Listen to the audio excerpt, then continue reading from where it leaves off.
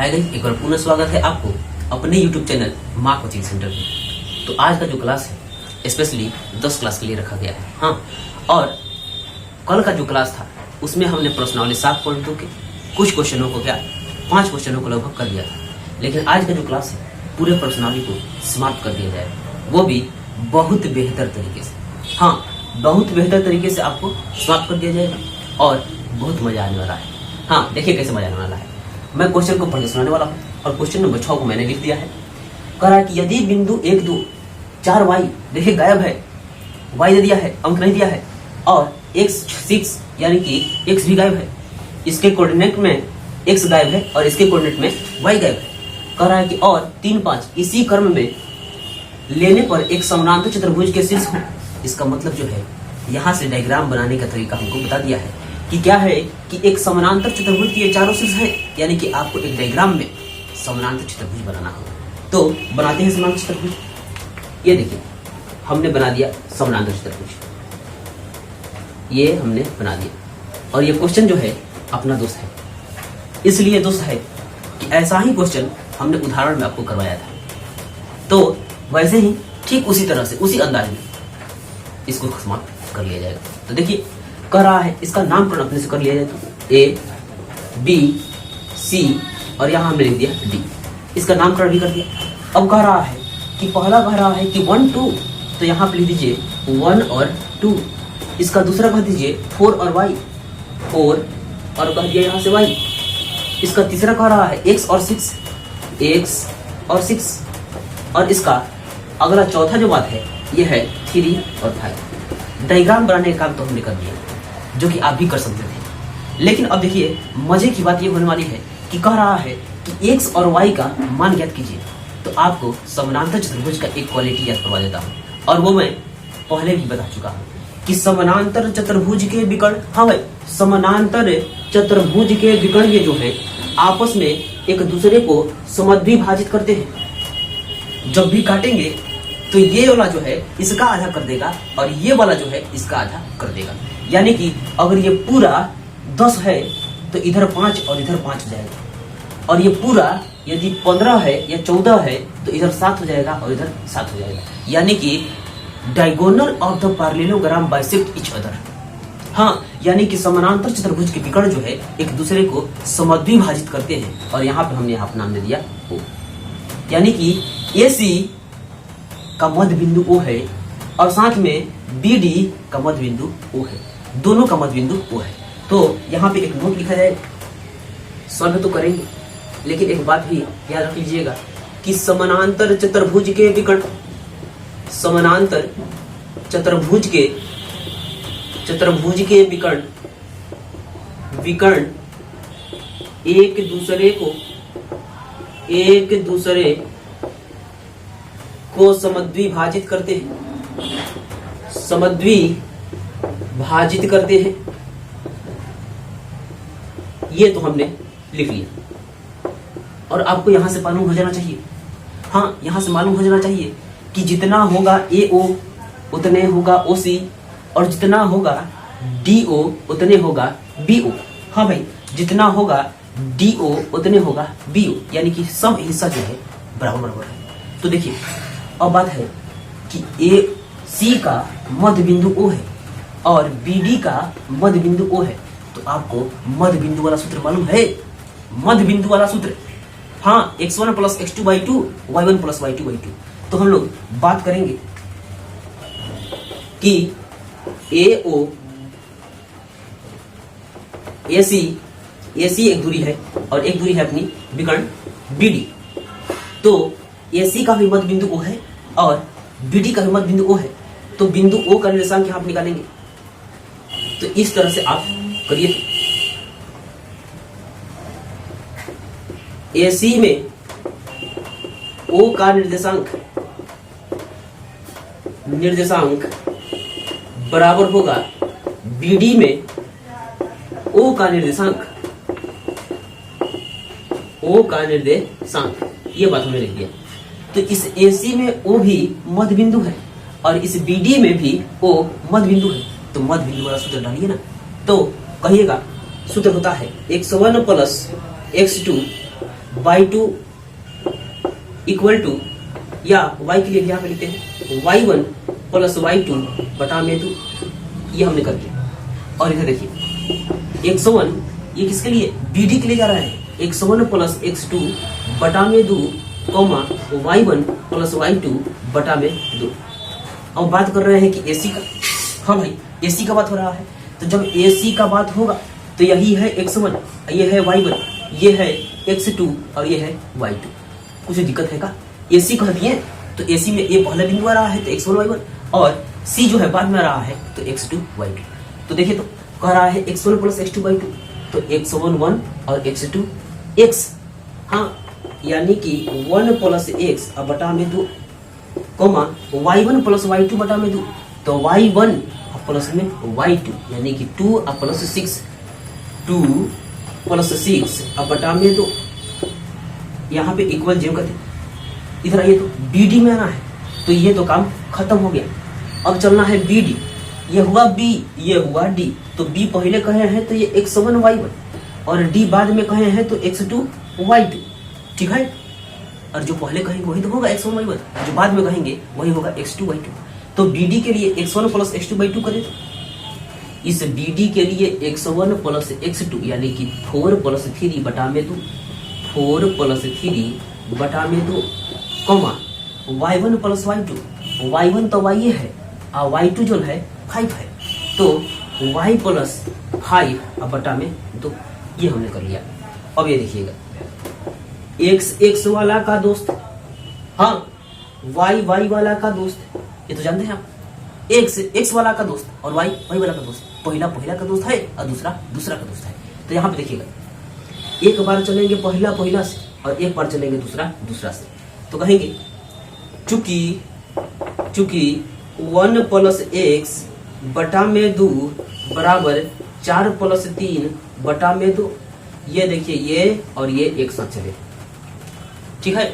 और यहाँ कहिएगा और कहिएगा क्या, और कहिएगा कि दूसरा का दोस्त है, हाँ तो दूसरा कौन है, 2 प्लस 6 बटा में 2, 2 प्लस 6 बटा में 2 इक्वल होगा दूसरा का y प्लस 5 बटा में 2। यहाँ से हम लोग इसको हटाएंगे, कुछ नहीं किया गया है, पहला का दोस्त, दूसरा का दोस्त, हाँ दोस्ती तो आपको करते हैं तो आपको पता होना चाहिए कि ये जो है इसका दोस्त है, x कोऑर्डिनेट का दोस्त है और y कोऑर्डिनेट का दोस्त है। तो यहाँ से हम लोग क्या करेंगे, नीचे का 2 ऊपर का 2 काट दिया, तो यहाँ से बचने वाला है 1 प्लस x इक्वल टू 7, यानी कि x इक्वल टू 7 माइनस 1, तो x इक्वल टू 6, x का वैल्यू निकालिए। इधर आइए तो नीचे का 2 ऊपर का 2, हाँ नीचे का 2 ऊपर नहीं, नीचे का 2 यानी कि नीचे जो है हर वो बराबर है तो काट लिया। यदि किसी को काटने में असंभव हो रहा है तो आप चाहे तो क्रॉस मल्टीप्लाई करा सकते हैं, हाँ ये जरूरी नहीं है कि जैसे मैं बना रहा हूँ वैसे बनाना है, कैलकुलेशन तो आप भी जानते हैं, तो चाहे तो क्रॉस मल्टीप्लाई भी करा सकते हैं, ठीक है। तो यहाँ देखिए 6 2 8 बराबर y प्लस 5, अब देखिए 5 प्लस में इधर आया तो कहा जाएगा माइनस में, यानी कि 8 माइनस 5 इक्वल टू y, तो 3 इक्वल टू y, यानी कि y का वैल्यू हम लोग निकालेंगे। और यहाँ से आपको दिखाने के लिए लिखता हूँ कि x बराबर आ गया है 6 और y बराबर और y बराबर आ गया है 3, ये तो अपना जवाब हो गया, ठीक है। आप कितना समझ पा रहे हैं ये तो आप ही जानते हैं, और मुझे अगर बताना है कि आप कितना समझ पा रहे हैं तो वीडियो को लाइक करके बता सकते हैं, या चाहे तो कमेंट करके बता सकते हैं। तो बढ़ते हैं अगले प्रश्न 7 के पास। तो जैसा कि प्रश्न संख्या 7 को भी लिख दिया गया है और आपको इतना अच्छा तरह से इसको समझाया जाएगा कि आप खुद ही बनाने की इच्छा करेंगे। तो देखिए तो कह रहा है बिंदु ए का निर्देशांक ज्ञात कीजिए जहां ए बी वृत्त का व्यास है, यानी कि आपको एक वृत्त बनाना पड़ेगा, हाँ एक वृत्त बनाना पड़ेगा। आप डायग्राम समझ लीजिए, हो सकता है डायग्राम समझने के बाद आप खुद भी बनाने का इच्छा करेंगे। तो देखिए तो मैं एक वृत्त बनाऊंगा, एक वृत्त मैं यहाँ पे बना लूंगा, और ये वृत्त बनाने के बाद फिर से क्वेश्चन से ही पूछूंगा कि अब क्या करूं, हाँ क्वेश्चन ही आपको बताएगा। ऐसे तो निर्जीव बोलते नहीं है, लेकिन विश्वास और इच्छा हो तो पत्थर भी बोल उठेगी। तो यहाँ प्रश्न की बात हो रही है, यदि आप एक बार, दो बार, तीन बार भी पढ़िएगा तो जरूर ये कुछ बोल देगा, समझने के टाइप में कुछ बोल देगा कि ये काम करो। तो हमने एक वृत्त बना लिया। अब कह रहा है ए बी वृत्त का व्यास है, तो व्यास आपको मालूम होता है एक ऐसी रेखा जो वृत्त के केंद्र से जाए लेकिन परिधि को 2 बार स्पर्श करे। हाँ, परिधि को 2 बार छुए और वृत्त के केंद्र से होकर गुजरे तो वही तो व्यास होता है। तो अभी तो मैं एक बात बताने वाला कि यदि आपको ज्योमेट्री से थोड़ा बहुत भी डर लगता होगा या किसी को तो अधिक डर लगता है तो मैं डर दूर करने वाला हूं, क्योंकि जब ये सेशन पूरा हो जाएगा और मैं अपना एक सिलेबस पूरा कर लूंगा फर्स्ट लेवल का, तो मात्र 1 सप्ताह आपको स्पेशली ज्योमेट्री पढ़ाने वाला हूं, और वो भी बिंदु, रेखा, किरण यहां से शुरू करने वाला हूं और लगा करके बहुभुज, चतुर्भुज ये सभी को मैं पढ़ा दूंगा। वृत्त, सर्किल जितना भी अपना ट्रायंगल, सेंगल सभी को इस तरह से पढ़ा दूंगा कि वो डर नहीं रहेगा आपके पास, वो डर को दूर कर दिया जाएगा। लेकिन अभी नहीं, लेकिन कुछ समय लगेगा। और वहां पे एक स्पेशली क्लास में 1 सप्ताह के लिए चलाऊंगा और केवल ज्योमेट्री ही चलेगा। तो देखिए, पहले तो यहाँ पे एक सर्किल डाल दिया गया और सर्किल का एक सेंटर हमने ये बना दिया।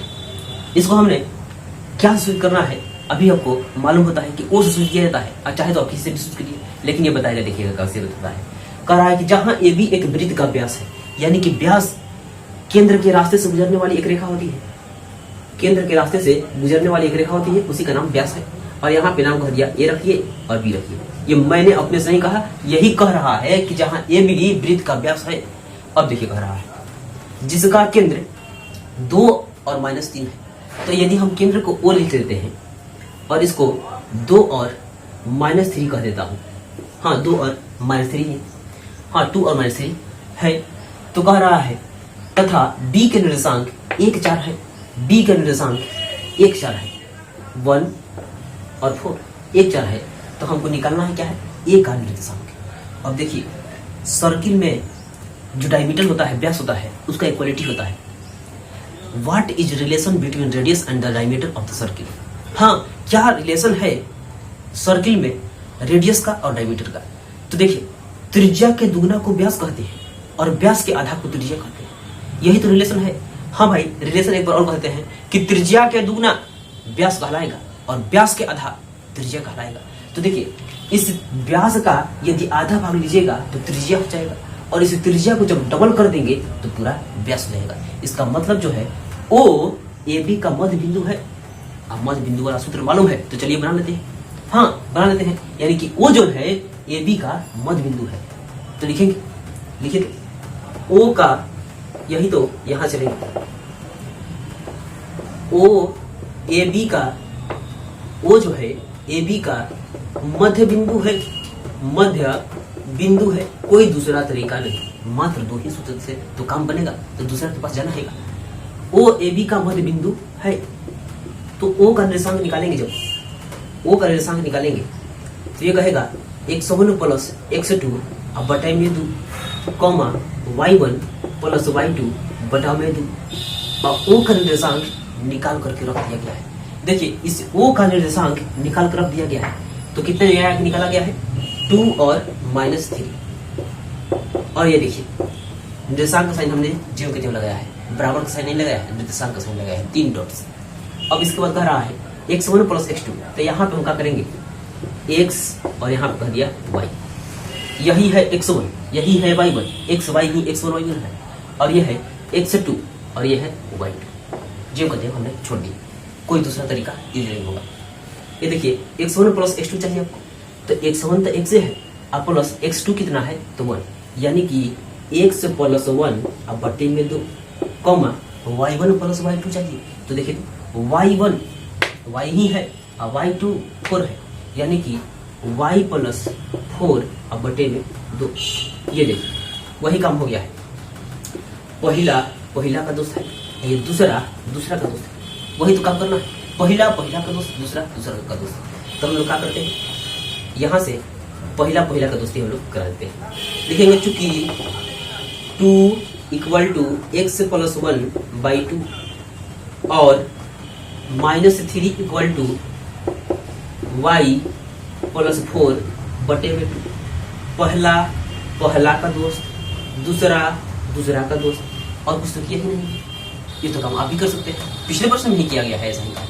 तो यहाँ से इसको हम लोग हटाएंगे, हटाते हैं और अपना काम करने चलते हैं। तो देखिए, तो यहाँ से क्रॉस मल्टीप्लाई आपको करना आता है, तो क्रॉस मल्टीप्लाई करें तो त्रिशा गुना। तो देखिए, एक में x से गुना होगा तो x ही हो जाएगा, और एक में एक से गुना होगा तो 1 हो जाएगा, और 2 में 2 से गुना होगा तो 4 हो जाएगा। यानी कि x बराबर आ गया 4, अब प्लस में 1 इधर आएगा तो माइनस में 1, यानी कि x इक्वल टू आ गया है 3। x को निकाल दिया गया है। अब देखिएगा यहाँ से, और यहाँ देखते हैं, यहाँ भी क्रॉस मल्टीप्लाई कराइए, तो हमारे साथ क्रॉस मल्टीप्लाई कराइए, यानी कि एक तीर इस पे मार दीजिए तो मारते हैं पहले, यानी कि 1 में y से तो y, और 1 में 4 से तो 4, और ये तीर मार लिया। अब ये ऐसे तीर मारेगा, हाँ, या ये ऐसे तीर मारेगा, तो कभी से तीर मारिएगा, वही तो है। हाँ, चाकू तरबूजे पे गिरे या तरबूजे चाकू पे गिरे, कहीं तो बात है। देखिए तो यहाँ से अब क्या होगा, 3 गुना का 6 यानी कि -6।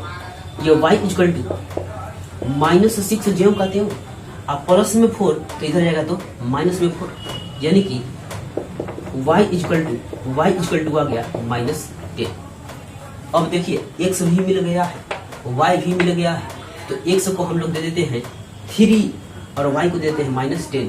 तो a का निर्देशांक आ गया 3 और -10। यही तो निकालना था, हाँ यही निकालना था, और इतना अच्छा से निकाल दिया कि आप ही समझ में। ठीक है, ये समझ में आ रहा होगा तो आपको बहुत अच्छा लगा होगा, और नहीं समझ में आ रहा है तो ये बैले जैसा लग रहा होगा। हाँ, लेकिन बैल जैसा लगने की कोई बात है ही नहीं, आपको बिल्कुल समझ में आ रहा होगा। तो चलते हैं अगला प्रश्न संख्या 8 के पास। ये देखिए, क्वेश्चन नंबर 8 लिख दिया गया है, और 8 को जो है इस तरह से बनाया जाएगा कि पहले वाले नियम में और इस नियम में कुछ अंतर नहीं होगा। हाँ, क्वेश्चन आपको अंतर जैसा लगेगा शुरुआत करने, लेकिन एक ही तरीका से बनाया जाएगा जैसे कि पहले बनाते आए। तो पढ़ते हैं, कह रहा है कि यदि ए और बी के निर्देशांक क्रमशः दिए हुए हैं, इतना है और इतना है, ए और बी का निर्देशांक दिया हुआ है, और कह रहा है तो पी का निर्देशांक ज्ञात कीजिए, और पी कहाँ है यही बताएगा। पी का निर्देशांक ज्ञात कीजिए ताकि ए पी बराबर 3/7 AB हो, और पी रेखाखंड ए बी पर ही स्थित है, तो मजा हो गया, यानी कि ए बी एक रेखाखंड है और पी उसी पर आकर के खड़ा है। हाँ, तो देखिए, एक डायग्राम बनाइए ताकि स्पष्ट हो जाए कि क्या कह रहा है। तो एक डायग्राम चाहिए, ये हमने बना लिया ए, और ये हमने बना लिया बी, और ए का निर्देशांक कह रहा है -2, और बी का निर्देशांक कह रहा है 2 -4, और कह रहा है कि पी यह ए बी पर, हाँ यही ए बी पर आकर के कहीं पी खड़ा है, तो पी कहीं पे हम लोग डाल देते हैं। यहाँ हमने पी लिख दिया, और इसी पी का निर्देशांक निकालना है, लेकिन M1 M2 मालूम नहीं है, और M1 M2 मैं आपको मालूम करवाऊंगा इस शर्त से। हाँ देखिए, जैसे यहाँ पे पहले देखा जाए, जो बात कह दिया उसको उतार लेते हैं कि क्या कह रहे हो आप बताओ। ए पी बराबर 3/7 और ए बी है, तो एक काम है कि ए बी होने ए पी का दोस्त है, तो उस तरफ है तो एक तरफ बुलाइए, इस तरफ में है तो इस तरफ बुलाइए, ताकि हम लोग ए बी सी डी वाले एक साथ हो जाए। तो अब लोग क्या करेंगे, ए पी जेव का तेव, और ये गुना में है, इधर आएगा तो भागा में ए बी, और इधर का बचा 3/7। अब देखिए मालूम हो गया, यानी कि मालूम हो गया कि ए पी 3 रुपया है, हाँ 3 हिस्सा है, और ए बी जो है 7 है। तो यदि पूरा ए से लेकर के बी तक 7 है, 7 सेंटीमीटर मान लिया अपना से, लेकिन सेंटीमीटर मीटर कुछ है नहीं, अभी बाद में हम लोग बताएंगे, लेकिन मान लीजिए सेंटीमीटर लीजिए, हटाइए, तो ये 7 है, और कह रहा है कि ए बी 3 है, ए और बी, ए की बल्कि ए से पी तक, यहाँ से यहाँ तक 3 है। तो अब अपने से आप बताइए कि ये पूरा 7 इतना हिस्सा बेच दिया 3, तो इतना हिस्सा कितना बचा, इतना हिस्सा कितना बचा है, 4 नहीं कहिएगा, हैं 4 तो कहेंगे, कैसे, तो कहेंगे कि P B equal to A B घटाओ ए पी, यानी कि पूरा ए बी में से यदि हम लोग एपी हिस्सा बेच दिए, खत्म कर दिए, तो अब बताइए तो क्या बचेगा? पीबी ना बचेगा। तो यही तो लिखा हो कि पीबी बराबर एबी में से घटा लेंगे एपी, यानी कि पीबी इक्वल टू 7 माइनस 3, यानी कि पीबी इक्वल टू आ गया है कितना? 4। पीबी आ गया है 4, यानी कि एपी जो है 3 हिस्सा है, तो है कितना हिस्सा है? 4 हिस्सा है। और इसी को कहेंगे M1, इसी को कहेंगे M2। अब आपको इस P का निर्देशांक चाहिए, इस P का निर्देशांक चाहिए, तो इसको हम लोग हटाएंगे, इसको हम लोग हटाएंगे, ताकि आप लोग समझ ही चुके हैं तो लिखने से अब क्या फायदा। तो देखिए यहाँ से बिंदु P का निर्देशांक चाहिए ना, तो वही अनुपातिक सूत्र लगाइए, वही अनुपातिक सूत्र M1 x2 मालूम है प्लस M2 x1 अब बटा में M1 plus M2 comma M1 y2 plus M2 y1 अब बटा में M1 प्लस M1। ठीक है, ये हमने लिख दिया। अब आपको मालूम होना चाहिए कि यही है x1, यही है y1, यही है x2, यही है y2। हम लोग निकाल रहे हैं P, तो P जेव गति में नहीं, क्योंकि P का ही निकालना है। तो मान बैठाइए तो हमारे साथ M1 गुना x2, तो M1 3 और x2 2, यानी कि 3 इंटू 2, 3 इंटू 2 प्लस M1 गुना M2 गुना x1, M2 4 और x1 माइनस 2, यानी कि 4 गुना माइनस 2, 4 गुना माइनस 2 अब बटा में M1 प्लस M2, M1 अब प्लस में M2, यानी कि 3 plus 4, 3 plus 4 comma M1 y2, M1 भी चाहिए और y2 भी चाहिए, तो M1 भी चाहिए और y2 भी चाहिए, यानी कि 3 गुना माइनस 4, 3 गुना माइनस 4 प्लस M2 चाहिए और y1 चाहिए, M2 चाहिए और क्या चाहिए? y1 चाहिए, तो y1 कितना है? माइनस 2, यानी कि 4 इंटू माइनस 2, 4 इंटू माइनस 2 अब बटा में M1 प्लस M2, तो M1 M2 मालूम है ना, M1 प्लस M2, यानी कि 3 प्लस 4, 3 प्लस 4। ये लीजिए, ये इधर आते हैं, क्योंकि स्पेस तो है नहीं, आपकी कॉपी में बहुत स्पेस है, आप ऐसे नहीं करिएगा। हाँ, हमारे पास स्पेस नहीं है, तो इसलिए हम लोग इधर आ रहे हैं। तो देखिए 3 दुना का 6, यहाँ लिख दिया हमने, पीजे डालता 3 दुना का 6 और साथ में 4 दुना का 8, लेकिन माइनस और प्लस मिलकर बना देंगे माइनस, प्लस माइनस माइनस होगा और 4 गुना का 8, तो माइनस 8 अब बटा में ये देखिए तो 4 और 3 या 3 या 4 कितने होंगे? 7 होंगे, तो यहाँ पे हमने लिख दिया 7 कॉमा यहाँ से एक काम और करेंगे, इधर इसके लिए 3 चौक का 12 और साथ में माइनस माइनस 12, और ये देखिए प्लस माइनस माइनस और 4 गुना का 8, यानी कि माइनस 8 अब बटे में हो गया 7। ये भी हमने काम कर दिया। अब आपको थोड़ा सा काम करना है और आपका काम खत्म हो जाएगा। हाँ देखिए तो 6 में से 8 जाएगा तो माइनस 2 अब बटे में 7 जी। ये देखिए यहाँ से माइनस 12 रुपया और माइनस 8 रुपया, एक बार दुकान पे गए 12 रुपया कर्जा खा लिए हैं उधारी और एक बार खा लिए हैं 8 रुपया उधारी। दुकानदार बोलेगा कुल कितना उधारी, या आप पूछेगा कुल कितना उधारी, तो 20 रुपया उधारी हो गया। ठीक है, तो अब हो गया माइनस 20, क्योंकि माइनस माइनस तो प्लस होता है बटे में 7। ये हमने काम कर लिया। यही तो लाना था, यही लाना था, क्योंकि पी का निर्देशांक पूछ रहा था, कह रहा था कि इतना हो तो पी का निर्देशांक ज्ञात कीजिए, तो पी का निर्देशांक तो ज्ञात कर दिया तो काम खत्म हो। हाँ, और बेहतर तरीके से खत्म हो, ये तो आप ही बताएंगे। हाँ, और कोई चीज हमने कह दिया था कि बैल जैसा तो नहीं लगना चाहिए, बैल जैसा तब लगेगा जब आप उसको शुरू से नहीं देखते हैं। हाँ, और यहाँ पे खराब आपको लगने का बात ही नहीं होगा। यदि आप शुरू से देख रहे हैं तो खराब लगने की बात नहीं होगी। क्या मैं सही कह रहा हूँ? ये तो आप ही बताएंगे। ठीक है, तो बढ़ते हैं आगे प्रश्न संख्या 9 के पास। तो ये देखिए क्वेश्चन नंबर 9। क्वेश्चन नंबर 9 का कह रहा है कि बिंदु इतना और इतना को जोड़ने वाले रेखाखंड। एक डायग्राम दिमाग में आया का? एक डायग्राम दिमाग में आया होगा कि एक रेखाखंड है।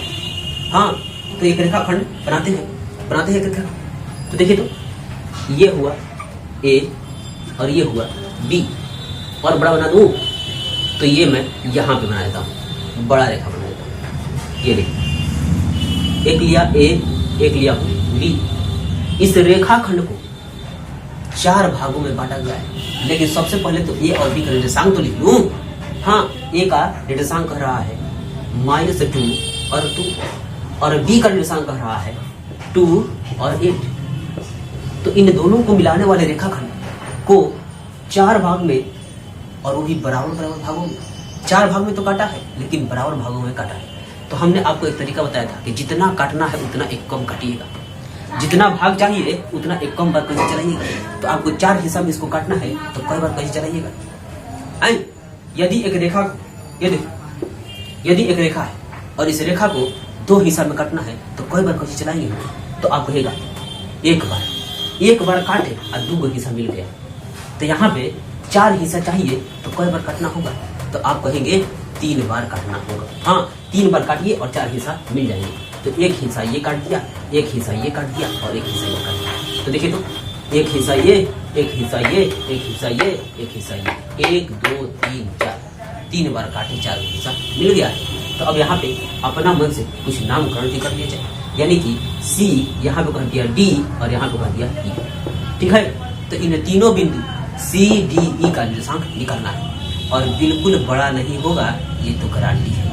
ये ना कि 4 हिस्सा में काटना है, 4 निर्देशांक निकालना है, बाप रे बहुत बड़ा हो गया, ऐसा तो कोई बात ही नहीं होने वाला है। तो देखिए, केवल आपको हमने कह दिया था कि 2 ही तरीका लगाऊंगा और मात्र 2 ही सूत्र लगाऊंगा और पाठ समाप्त हो जाएंगे। तो 2 तरीका वो कौन सा है? तो एक तरीका था अनुपातिक सूत्र और एक तरीका था मध्य बिंदु सूत्र।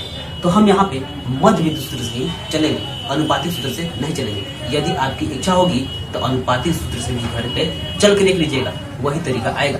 और वो कैसे चलिएगा मैं वो भी बता देने वाला, हाँ वो भी बताऊंगा। लेकिन पहले यहाँ देखिए, आपको कह रहा है कि चारों हिस्सा यानी कि चारों भाग जो है वो बराबर बराबर है।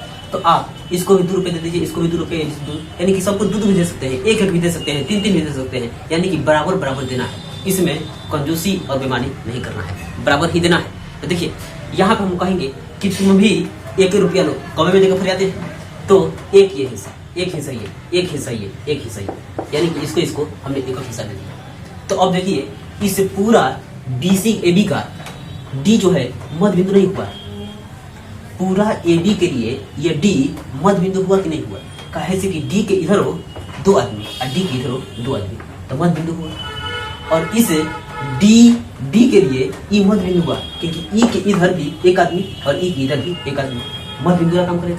और यहाँ देखिए, इस पूरा AD के लिए C मध्य बिंदु नहीं हुआ, यानी कि C के इधर हो 1 आदमी और C के इधर हो 1 आदमी, तो मध्य बिंदु, इसीलिए मध्य बिंदु से ही चलेंगे और बिल्कुल आसान लगेगा आपको। तो चलते हैं मध्य बिंदु का इस्तेमाल करते हैं, मध्य बिंदु वाला सूत्र का इस्तेमाल हम लोग करेंगे। तो करते हैं मध्य बिंदु का इस्तेमाल, हाँ करते हैं मध्य बिंदु का इस्तेमाल।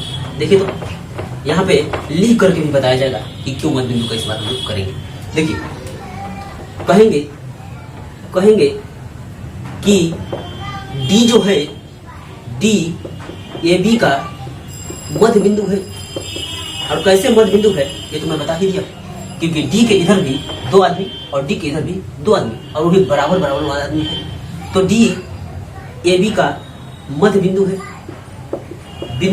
है, इसलिए D का निर्देशांक मध्य बिंदु वाले सूत्र से x1 प्लस x2 बटा में 2 अकोमा y1 प्लस y2 बटा में 2। ये देखिए, फॉर्मूला तो लिख दिया। अब यहाँ से D के लिए ये D जो है, इसके लिए यहाँ पर हमने x y डाल दिया, हम लोग इसका निर्देशांक निकाल लें, केवल पहचानने के लिए डाला गया है और कोई जरूरत नहीं है। ये देखिए, यहाँ से जब AB कह रहे हैं, A और B कह रहे हैं, तो यही तो है x1, यही है y1, ये हुआ x2 और ये हुआ y2। ठीक है, AB नाम लिया है, तो पहला बिंदु ही x1 y1 और दूसरा बिंदु x2 y2। तो x1 प्लस x2 यानी कि -2 और प्लस 2, -2 प्लस 2 और बटा में 2, कोमा y1 प्लस y2 बटा में 2, y1 और प्लस में y2 यानी कि 2 प्लस 8 और बटा में 2।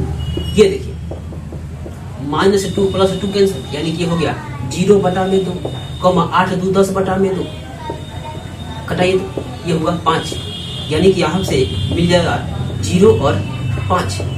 एक छोटा काम कर लिया गया है। अब चलते हैं आगे, आपको दिखाते हैं क्या हो रहा है। ये देखिएगा, इसका काम तो कर दिया, इसको हम लोग हटा देते हैं। इसको भी हटा दिया। अब आप एक बताइए कि ये डी का निर्देशांक आप यहाँ पे लिख सकते हैं। डी का निर्देशांक अब लिख लीजिए तो, यानी कि 0 और 5, 0 और 5 ये भी हमने लिख लिया है। अब क्या करते हैं कि ये सी जो है, सी इस एडी का मध्य बिंदु है। तो लिखिए तो, चूंकि सी एडी का मध्य बिंदु है, मध्य बिंदु है, मध्य बिंदु है, ये भी हमने काम कर दिया। तो जो सी जो है एडी का मध्य बिंदु इसलिए है कि डी को सी के इधर भी एक ही हिस्सा है और सी के इधर भी एक हिस्सा है। अब हम लोग चल कहाँ रहे हैं, ए और डी के पास। जब ए कहे हैं तो 101 y1 और जब डी कहे हैं तो 102 y2। ये पहचानने के लिए आपको बता देंगे। तो सी का निर्देशांक निकालेंगे। सी का निर्देशांक हो जाएगा वही मध्य बिंदु सूत्र 101 प्लस 102 बटा में 2 कॉमा y1 प्लस y2 अब बटा में 2। हाँ ये देखिए, अब यहां से बिल्कुल धीरे धीरे समझिएगा और जरूर से जरूर एक बार दो बार समझ में आए तो एक दो बार और भी देखिएगा, लेकिन पढ़िएगा जरूर है, क्योंकि बहुत गर्मी में भी आपको मेहनत किया जा रहा है, जो कि आपको दिखाई दे रहा है। बहुत गर्मी है फिर भी आपकी पढ़ाई के लिए निरंतर प्रयास किया जा रहा है। तो देखिए 101 प्लस x2 किसके लिए, एडी के बीच में 101 प्लस x2 यानी कि -2 अब प्लस 0, -2 प्लस 0 बटा में 2 comma y1 plus y2, y1 अब प्लस में y2 यानी कि 2 प्लस 5 अब बटा में 2 चाहिए। ये भी हमने कर लिया, ठीक है। अब देखिए तो -2 अब बटा में 2 अब 5 2 7 अब बटा में 2। कुछ दिक्कत है का है, जोड़ घटा तो है, दिक्कत का होने वाला है। तो यहाँ से देखते हैं ये कट गया -1 बार में, यानी कि -1 और 7 बटा में 2, 7 बटा में 2। ये देखिए ये भी कर लिया गया। अब क्या कह रहा है, एक ठो और निकालना शेष रह गया है, यानी कि इसको भी निकाल लिया हम लोगों ने, यानी कि ये आ गया है -1 और ये 7 बटा में 2। यहाँ से अब मात्र ई रह गया है। तो ई आप बताइए कि ई किसका मध्य बिंदु है, ई जो है किसका मध्य बिंदु है। मैं थोड़ा सा रुक जाता हूँ, आप ही समझिए ई किसका मध्य बिंदु है। हाँ ठीक है, ई जो है ए डी और बी का मध्य बिंदु है, क्योंकि इस डीबी में ई जो है इसके इधर भी एक आदमी और इसके इधर भी एक आदमी, वो भी बराबर हो रहा है। तो हम कह देंगे चूंकि डी ई जो है डी और बी का मध्य बिंदु है, तो एक काम करिए कि आप निकालिए ई का निर्देशांक। ई का निर्देशांक निकालेंगे तो किसका बात हो रहा है, डी का बात हो रहा है, यानी कि डी और बी का बात हो रहा है। तो इधर हम लोग हटाते हैं, यही डी और बी के लिए 101 y1 और ये हुआ 102 y2, ठीक है। ये तो हमने काम कर लिया है। अब देखिए लगाइए, फॉर्मूला लगाइए, 101 प्लस 102 बटे में 2। फॉर्मूला तो आपको मालूम हो गया है, क्योंकि 3 बार 4 बार 10 बार हम लोग कह दिए हैं इसको। तो y1 प्लस y2 बटे में 2। ये देखिए 101 प्लस x2 बटा में 2, 101 प्लस x2 बटा में 2, 101 0 और 102 2, यानी कि 0 प्लस 2 बटा में 2 कॉमा y1 प्लस y2 बटा में 2, y1 प्लस y2 यानी कि 5 प्लस 8 अब बटे में 2। ये भी हमने कर लिया। अब देखिए यहाँ से देखिए 2 में 0 जुड़ाएगा तो 2 ही हो जाएगा, और ये हो गया 8 5 13 अब बटा में 2।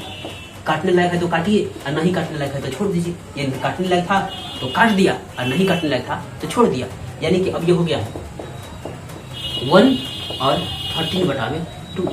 ये भी हमने कर लिया और इतना अच्छा तरह से किया कि बहुत लंबा भी नहीं हुआ है, ठीक है। तो बढ़ते हैं अगले प्रश्न के पास। आपको कैसा लग रहा है ये हमें जरूर बताइए, क्योंकि अगर कुछ दिक्कत होगा तो मैं उसे दूर भी करना जानता हूँ और आपको हर संभव प्रयास करूंगा कि आप अच्छी तरह से बेहतर क्वालिटी का जो समझ है वो हमसे ले सकते हैं। तो बढ़ते हैं अगला प्रश्न 10 के पास, और 10 जो है वहीं से बस हो जाएगा क्योंकि वो 10 ही लास्ट है।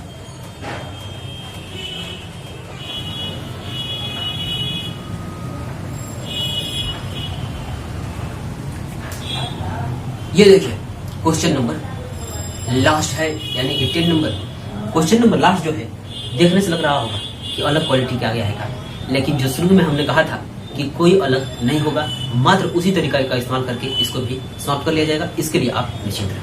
तो मैं क्वेश्चन पढ़ने वाला हूँ। देखिए तो करा एक समचतुर्भुज के क्षेत्रफल ज्ञात कीजिए। यानी कि यहाँ से एक बात दिमाग में आ गई होगी कि एक समचतुर्भुज चाहिए। हाँ, डायग्राम बनाइए तो हमारे साथ। एक समचतुर्भुज वह चतुर्भुज जिसके सभी भुजाएं आपस में समान हो। हाँ, सभी भुजाएं आपस में समान हो लेकिन प्रत्येक कोण समकोण ना हो, समचतुर्भुज कहलाएगा। तो यहाँ से हम लोग ABCD एक नाम दे दिए, ABCD नाम दे दिए। जितना ही है AB उतना ही है BC, उतना ही है DC, उतना ही है AD, यानी कि समचतुर्भुज है। और इसके शीर्ष के निर्देशांक दिए हुए हैं 4। तो चारों शीर्ष को लिखिए। पहला शीर्ष है 3 0, 3 और 0। दूसरा शीर्ष है माइनस नहीं है बल्कि 4 है और 5 है। और तीसरा शीर्ष -1 और 4 है। और अगला शीर्ष जो है -2 और -1, -2 और -1। तो इसका क्षेत्रफल निकालना है। तो क्षेत्रफल का तरीका तो हमने बताया नहीं है, लेकिन कोई दूसरा तरीका नहीं यूज करूंगा, ये हमारी गारंटी है। मात्र उसी तरीका का इस्तेमाल करके जो हमने सूत्र पढ़ा है, समझा है, उसी तरीका का इस्तेमाल, उसी सूत्र का इस्तेमाल हम लोग करेंगे और मात्र वही तरीका रहेगा। देखिए, समचतुर्भुज के क्षेत्रफल का सूत्र होता है 1/2 पहला विकर्ण गुना दूसरा विकर्ण, यानी कि 1/2 D1 गुना D2। ये एक रोबस है अपना। हाँ, तो क्षेत्रफल होता है, इसका क्षेत्रफल होता है, यहाँ पे मैं लिख देता हूँ। क्षेत्रफल होगा 1/2 गुना D1 गुना D2। तो D1 कहने का अर्थ है डायगोनल, डायगोनल मतलब विकर्ण। तो देखिए, एक विकर्ण चाहे तो आपको कोई भी मिलाते हैं, तो विकर्ण यही कहलाता है। एक शीर्ष से सम्मुख शीर्ष को मिलाने वाली रेखा विकर्ण कहलाती है। एक शीर्ष से सम्मुख शीर्ष को मिलाने वाली रेखा विकर्ण कहलाती है। तो यहाँ पे D1 का काम जो है, D1 का काम अपना AC कर रहा है। अब चाहे तो DD को भी D1 कह सकते हैं और इसको D2 कह सकते हैं, किसी को D1 D2 कह सकते हैं। और यहाँ पे D2 का काम जो है BD कर रहा है। तो क्यों ना हम लोग एक बार AC निकाल लें और एक बार BD निकाल लें और निकाल करके यहीं पे रख लें। है कुछ दिक्कत है? तो आपको दूरी सूत्र का इस्तेमाल तो करने आ गया होगा, क्योंकि हमने पहले ही पाठ से बहुत अच्छी तरह से आपको दूरी सूत्र बता दिया है। हाँ, यदि कोई नहीं देखा होगा तो जा करके आप उसको देख सकते हैं। कैसे बना है सूत्र उसको भी मैं प्रूफ करके दिखा सकता हूँ और दिखा भी दिया हूँ। तो देखते हैं, इसको हम लोग सॉल्व करेंगे। तो सॉल्व करने से पहले हम निकालेंगे AC। हाँ, निकालेंगे AC निकालिए। तो यहाँ से हम लोग AC निकालेंगे। AC equal to under root, वही फॉर्मूला दूरी सूत्र, x2 माइनस x1 का whole square plus y2 minus y1 का होल स्क्वायर। ये हुआ under root. x2 minus x1 चाहिए ना आपको, किसके लिए चाहिए? तो AC के लिए चाहिए। जब AC की बात हो रही है A और C की, तो यही हुआ x1, यही हुआ y1 और ये हुआ x2 और ये हुआ y2। तो आपको कह रहा है सूत्र कि under root x2 minus x1 करो, तो x2 माइनस x1 यानी कि -1 माइनस 3 का होल स्क्वायर। कुछ नहीं करना है, -1 minus 3 whole square plus y2 minus y1 चाहिए। तो पकड़िए, तो वहां से आप पकड़ सकते हैं। y2 4, y1 0, यानी कि 4 माइनस 0 का होल स्क्वायर, 4 माइनस 0 का होल स्क्वायर। ये देखिए, -1 माइनस 3 माइनस माइनस प्लस, यानी कि -4 होल स्क्वायर और प्लस 4 में से 0 जाएगा तो 4 तो बचेगा। तो हाँ, 4 का होल स्क्वायर। यहाँ से -4 का होल स्क्वायर तो 16 और प्लस 4 का होल स्क्वायर तो 16। अरे भाई, कुछ नहीं किया गया, -4 गुना -4 दो बार तो कराया हूँ, तो माइनस माइनस कैंसिल, 8 चौका 16। हाँ, यही तो किया गया है। और बहुत अच्छी तरह से समझिएगा, अच्छी तरह से समझिएगा और मैं भी प्रयास करूंगा अच्छी तरह से, क्योंकि लास्ट है, अंत भला तो होगा। ठीक है, तो देखिए 16 जोड़ेंगे तो हो जाएगा 32, यानी 32 को आप चाहे तो तोड़ सकते हैं, 4√2। कैसे 4√2 आएगा ये देखिए। तो यहाँ 32 यानी कि हम 2 से कटाया 16, 2 से कटाया 8, 2 से कटाया 4, फिर 2 से कटाएंगे 2। इसे 2 को 2 के लिए, यानी कि 2 का पेयर बन रहा है, जोड़ा बन रहा है, तो 1 2।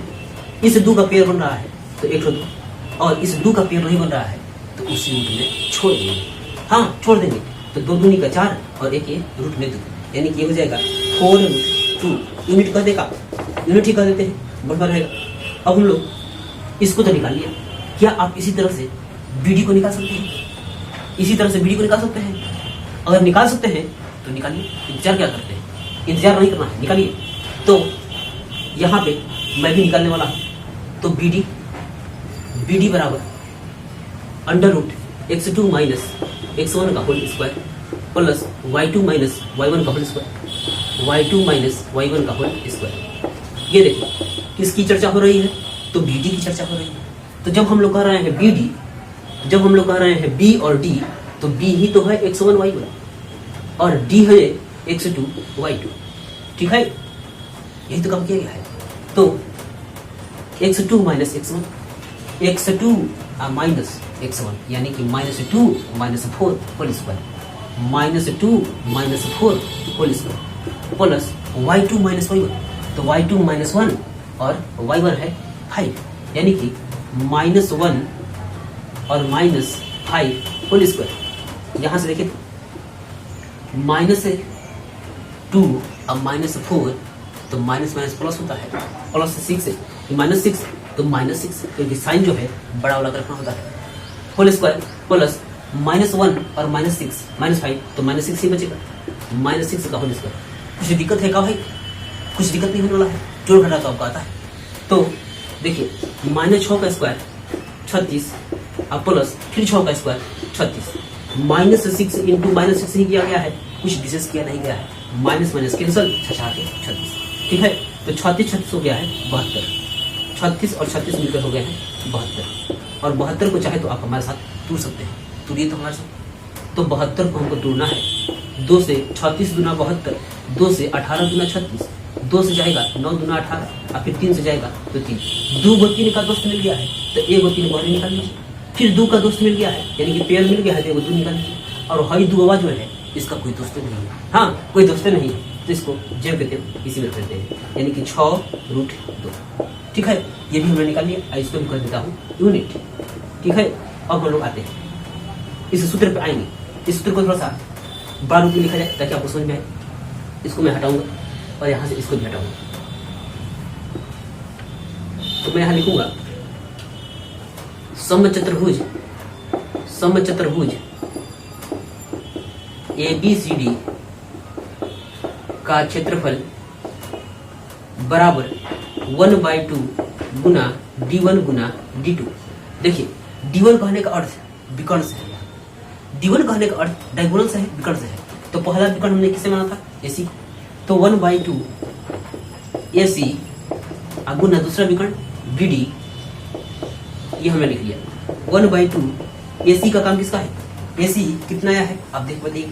AC आया है अपने पास 4√2, तो यहाँ पे लिखूंगा 4√2 गुना BD कितना आया है? तो BD अपना आया है 6√2। एक काम और करिए, 1/2 गुना 4 गुना 6 यानी कि जिसमें रूट नहीं है उसको एक साथ ले लेते हैं। और देखिए √2 गुना करेगा तो केवल 2 तो बनाएगा, तो लिख देता हूँ यहाँ पे 2 से 2 कैंसल और 4 छक्का 24, हाँ 4 छक्के 24 वर्ग मात्रक यानी कि स्क्वायर यूनिट आप इसको कर सकते हैं, क्योंकि किसी का क्षेत्रफल एरिया जो है स्क्वायर यूनिट में आना चाहिए। तो देखते हैं, अब देखना भी कुछ नहीं है, आपको देखना है, हम तो दिखा दिए। अब देखते हैं कि आपको ये कैसा लगा है, आप कैसा रिस्पॉन्स देते हैं, आप ही समझिए। तो मिलते हैं अगले क्लास में, और अगला क्लास जो है पर्सनली 7.3 के लिए होगा, और वहां पे एक सूत्र आपको मैं लेकर के आऊंगा और बिल्कुल मजेदार सूत्र होगा। तो बढ़ते हैं और चलते हैं अगले वीडियो के पास, लेकिन कल चला जाएगा। तब तक के लिए मन लगा करके आप खूब बेजोड़ मेहनत करिए, खूब बेजोड़ मेहनत आपको करना होगा, क्योंकि आप इस समय बिल्कुल खाली है, ठीक है? और खाली है तो आप पढ़ाई का आनंद ले सकते हैं। तब तक के लिए गुड बाय।